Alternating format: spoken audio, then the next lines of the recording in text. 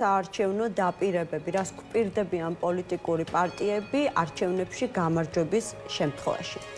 პოლიტიკოსებს აქვთ უნარი, განსაკუთრებით კი წინა საარჩევნოდ ყველაზე დაუჯერებელი, შეუსრულებელი დაპირებები გასცენ დაწყებული ხელფასებისა და პენსიების კოლოსალურად ზრდით, ახალი სამუშაო ადგილების შექმნითა და მეგაპროექტების მშენებლობით დასრულებული.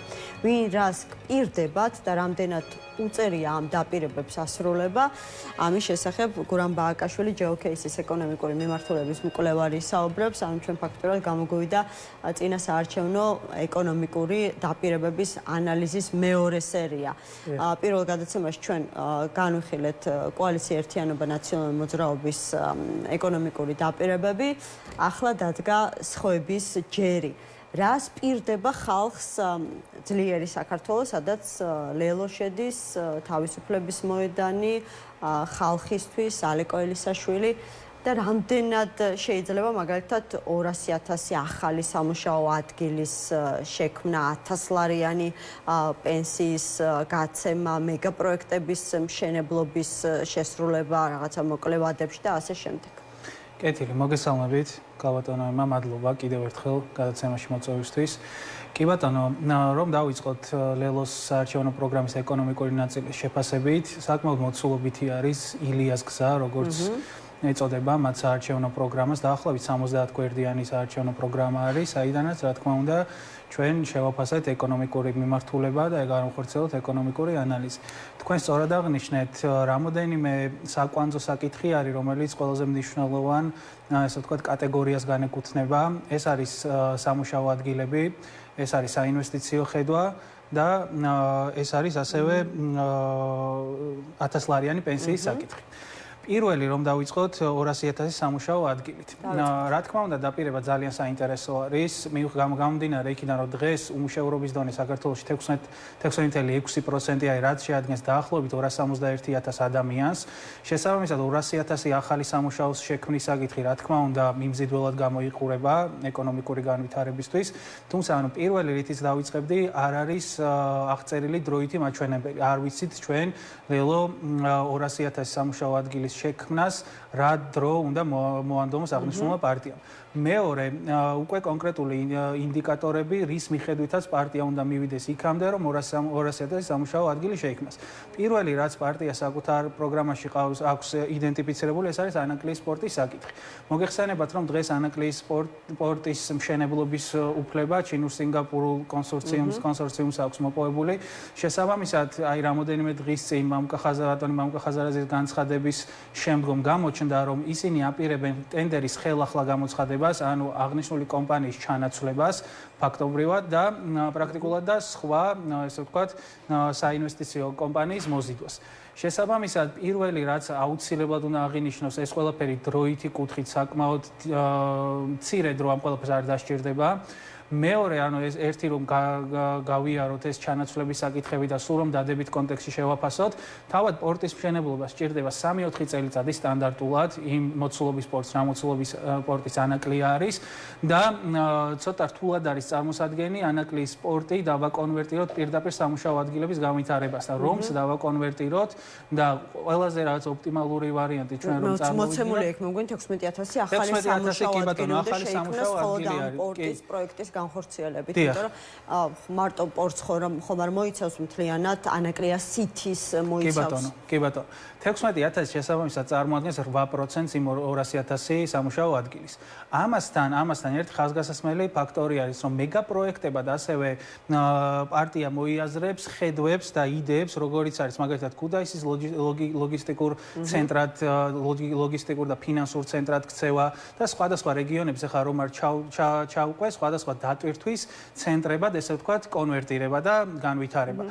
ესეც განსხვავებით ანაკლიისა მეგაპროექტების კატეგორიაში გაყავს პარტიას, რაც თავის მხრივ შედარებით არასწორ, ესე ვთქვათ, კატეგორიზაციას წარმოადგენს, იმიტომ რომ ანაკლიის სპორტი წარმოადგენს ხელშესახებ პროდუქტს, რომელიც ანუ რესურსი არის, საიდანაც სპორტი უნდა განვითარდეს, ხოლო ის დანარჩენი წარმოადგენენ იდეებს, რომელი იდეებიც განხორციელებასთან დაკავშირებით საკმაოდ ბევრი ეტაპის გავლის ქვეშ იმყოფება, რომ კონკრეტულ პროექტებად გადაიქცეს. შესაბამისად, ორივე ერთ მეგაპროექტებად განხილვა, ცოტა შეუსაბამოა. რომ მოვასწროთ, მოდი 1000 ლარიან პენსიასაც შევეხოთ, იმიტომ რომ წინ გახარიას პარტიის საარჩევნო პროგრამა გვაქვს განსახილველი და ასევე ქართული ოცნების ძალიან ხმამაღალ დაპირებებსაც უნდა შევეხოთ. 1000 ლარიან პენსიასთან დაკავშირებით მე მგონი სწორედაც რომ დაზუსტებული აქვს, არ ვიცი რა წერია პროგრამაში, მაგრამ ზეპირად აი საჯარო განცხადებებში მომისმენია ისინი ამბობენ რომ 4 წლის განმავლობაში შესაძლებელია ეტაპობრივად ასაკობრივი პენსია დღეს არსებული 350-400 ლარიდან 1000 ლარამდე გაიზარდოს. კი ბატონო, რამოდენიმე მიმართულება აქვს პარტიას იდენტიფიცირებული, რაც ახლა თქვენ აღნიშნეთ, რაც მოდი ახლა რომ გავაანალიზოთ ეტაპობრივად. პირველი, რაზეც პარტია საუბრობს, ეს არის კორუფციის აღმოფხრით განავითაროს საპენსიო, ესე ვთქვათ, ფონდი. კორუფციის აღქმის ინდექსით მოგეხსენებათ, რომელიც ფასდება ყოველწლიურად.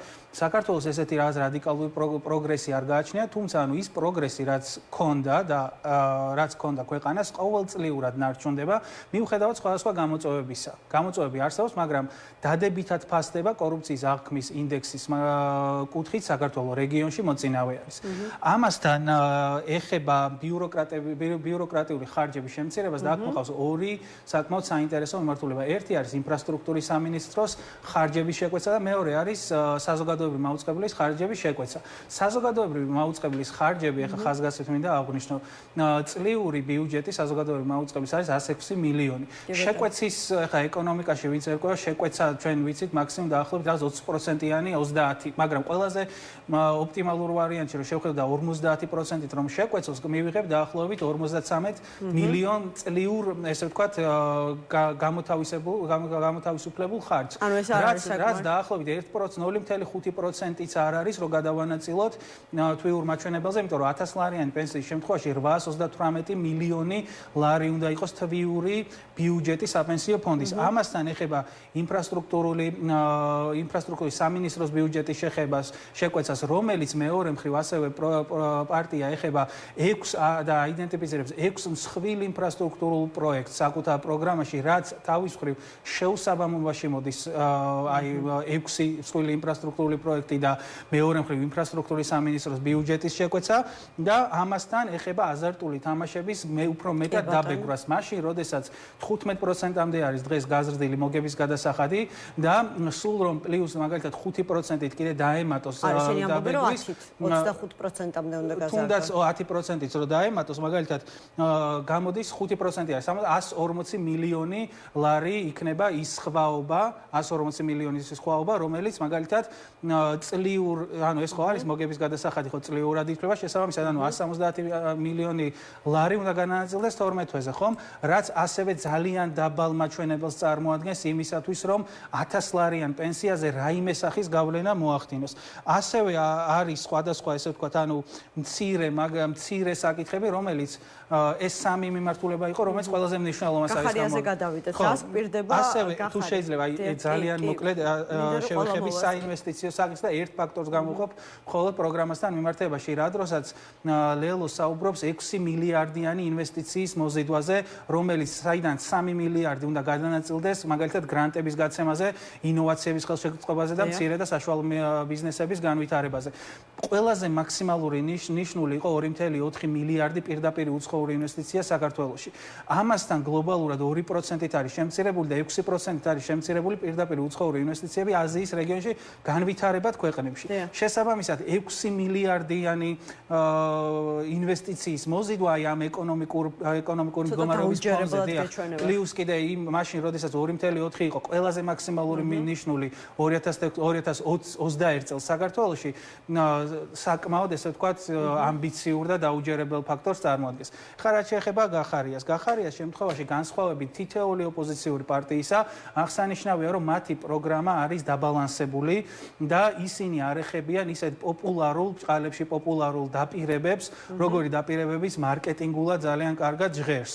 შესაბამისად, გახარიას პროგრამის შემთხვევაში საკმაოდ ნეიტრალური პროგრამით არის წარმოდგენილი, ეხება ეკონომიკურ ტრანსფორმაციას, აღიარებს იმ ეკონომიკურ მიმართულებებს, რომელიც საქართველოს გააჩნია და შესაბამისად აიდენტიფიცირებს ხედვებს, როგორ უნდა მოხდეს ეკონომიკის ტრანსფორმაცია სხვადასხვა მიმართულებაში. თუმცა, გახარიას პროგრამაში ნაკლებობა არის იმ კონკრეტული მაჩვენებლების და კონკრეტული ციფრების, რომელიც დღეს ჭარბობს წინასაარჩევნო. ერთი მხრივ ეს შეიძლება ქმნიდეს დეფიციტს შეფასებით ნაწილში, თუმცა მეორე მხრივ ტრანსფორმაციის კუთხით და იმ ეკონომიკური ხედვით ნაწილში საკმაოდ აკადემიურად აქვს გახარიას პარტიას წარმოდგენილი საკუთარი საარჩევნო პროგრამა, მაგრამ მაინც ხაზგასმით აღნიშნავ, რომ კონკრეტული მაჩვენებლების დეფიციტი არსებობს, რამდა შესაბამისად შეფასება ცოტა თუ კი ვინმეს არ უჭირს, ასე ვთქვათ, კონკრეტული ციფრების დასახელება და ასეთი კოლოსალური ციფრებით დაპირებების გაცემა არის სწორედ მმართველი პარტია ქართული ოცნება. დღესაც ირაკლი კობახიძე მთავრობის ხდომაზე გამოეხმაურა საერთაშორისო სავალუტო ფონდის მიერ გაკეთებულ პროგნოზს საქართველოსთან მიმართებაში ეკონომიკურ ზრდის ჭრილში და მან თქვა, რომ 2028 წლისთვის ჩვენი ეკონომიკა საერთაშორისო სავალუტო ფონდის მიერ პროგნოზირებულსაც კი გადააჭარბებსო და მან 130 მილიარდი დაასახელა, რომ სწორედ 130 მილიარდს მიაღწევს საქართველოს ეკონომიკა სწორედ 2028 წელს. რამდენად დამაჯერებელია მმართველი პარტიის წინასაარჩევნო დაპირებები. შესრულებადი რა თქმა უნდა. მადლობა ქავატონოემა. პირველი რაც უნდა აღვნიშნოთ, ყოველთვის მმართველ პარტიას გააჩნია დიდი უპირატესობა, იმიტომ რომ ის ფლობს მიმდინარე ეკონომიკურ აქტივებს, ის არის ესე ვთქვათ წამყვანი ფიგურა იმ ეკონომიკური პროცესებისა, რომელიც ქვეყანაში არსებობს. შესაბამისად, მისი დაყრდნობა და მისი გეგმების ესე ვთქვათ საფუძველი ყოველთვის გამომდინარეობს იმ კონკრეტული მაჩვენებლებისა და იმ ეკონომიკური მიმართულებების აღიარებიდან, რომელიც ქვეყანაში არსებობს. წინააღმდეგობაში ვერასდროს ვერ მოვა იმ ეკონომიკურ მიმართულებებთან, რომელიც ქვეყანაში არსებობს. შესაბამისად, ერთადერთი რაც ხაზგასმით შემიძლია აღვნიშნო და დაუფიქსირო ჩემი მოსაზრება არის ის, რომ მმართველი გუნდის ესე ვთქვათ პროგრამაში იკითხება ის და დაპირებებში იკითხება ორი ძირითადი მიმართულება. პირველი არის, რომ ესე ვთქვათ რეალურ მონაცემებზე დაყრდნობით ხდება და ასევე სავალუტო ფონდის და მსოფლიო ბანკის მონაცემებზე დაყრდნობით არის ის ეკონომიკური ზრდა, თუმცა გადაჭარბებით რომ მოხდება ამ ყველაფრის შესრულება, ეს შესაძლოა უფრო მეტად დავისაკითხი იყოს გამომდინარე იქიდან, რომ ძალიან ბევრი ფაქტორი არის და ფაქტორზე არის დამოკიდებული ის, რომ ქვეყანამ შეძლოს და სავალუტო ფონდის მიერ ნავარაუდებ მაგალითად ზრდასთან მიმართებაში მეტი ზრდა აჩვენოს. ამ ყველაფერში საჭირო არის რეგიონში სიმშვიდე, პოლიტიკური სტაბილურობა და ასე შემდეგ, ბევრი ფაქტორის ერთობლიობა. შესაბამისად, დღეს ჩვენ ამ ყველაფრის დეფიციტი გვაქვს, რეგიონში სიმშვიდე არ გვაქვს და ასევე პოლიტიკური სტაბილურობის კუთხით კითხვის ნიშანი არის არჩევნების შემდგომ როგორ განვითარდება. ასევე აღსანიშნავია, რომ 7.5%-იანი ზრდა, რომელიც სავალუტო ფონდმა, მსოფლიო ბანკმა საქართველოს ეკონომიკას უწინასწარმეტყველა, მანდ არის ასევე ერთი ჩანართი, რომ 7.5%-იანი ზრდის პარალელურად მნიშვნელოვანია ზუსტად ეს სტაბილურობა და სტაბილურობის ესე ვთქვათ მაჩვენებლად მოყვანილი ჰყავს ეს აღნიშნული არჩევნები, რომელიც უნდა გაიმართოს და პოსტ საარჩევნო პერიოდი. რამდენად სტაბილურად შეძლებს ქვეყანა ეკონომიკურ განვითარებას. ქართული ოცნების პროგრამაში ასევე სხვადასხვა ინფრასტრუქტურაზე იყო ძალიან დიდი აქცენტები და იმ პროექტების დასრულება, რომელიც მეგაპროექტები არის, მიმდინარე მეგაპროექტებს გულისხმობ. ასევე სოფლის მეურნეობაზე იყო აქცენტები, რო შევაჯამოთ ქართული ოცნების პროგრამა, მიუხედავად არსებობს დაპირებები, რომელიც ნაკლებად შეიძლება მიღწევადი იყოს, თუმცა მათი საფუძველი ეს არის, რომ მიმდინარე ეკონომიკური ზრდის პარალელურად და კონკრეტული საერთაშორისო ორგანიზაციების, ესე ვთქვათ, ნაზავით აქვთ გამოყვანილი საკუთარი დაპირებები. კონკრეტულად ეკონომიკურ ნაწილზე მაქვს საქმე საუბარი, არა სხვა სოციალურ დაპირებებზე, რომელიც შეიძლება ბევრად უფრო სხვანაირად ჟღერდეს ვიდრე. მადლობა გურამ, ძალიან დიდი მადლობა თქვენი იმისათვის, რომ დაგვეხმარეთ რაღაცნაირად გავიკულიოთ ხო გზა სწორი არჩევანისკენ.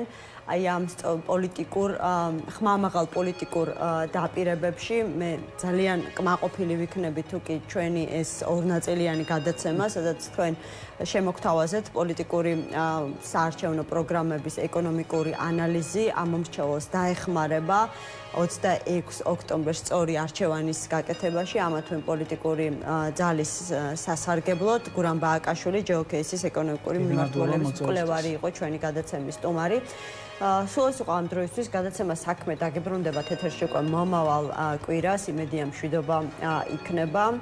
და მე დიდი ხნით არ გემშვიდობებით ჩვენ ერთმანეთს შევხვდებით დაახლოებით 1 საათში რადიო პალიტრის ეთერში 15 საათიანი საინფორმაციო გამოშვების შემდეგ მინდა რომ დღევანდელი გადაცემა დავუთმოთ იმის ცოდნას თუ რა უფლებები გვაქვს ჩვენ როგორც ამ მომრჩეველს რა უნდა ვიცოდეთ ჩვენი საარჩევნო უფლების შესახებ იმისათვის რომ ჩვენი როგორც ამ მომრჩევლის უფლება არ იყოს ხელყოფილი სწორედ ამაზე ვისაუბრებთ იურისტთან ერთად როგორც უკვე გითხარით რადიო პალიტრის ეთერში ზუსტად 1 საათი სადაც გექნებათ ჩვენთან დარეკვის და შესაბამისად ინტერაქციის შესაძლებლობაც ასე რომ დროებით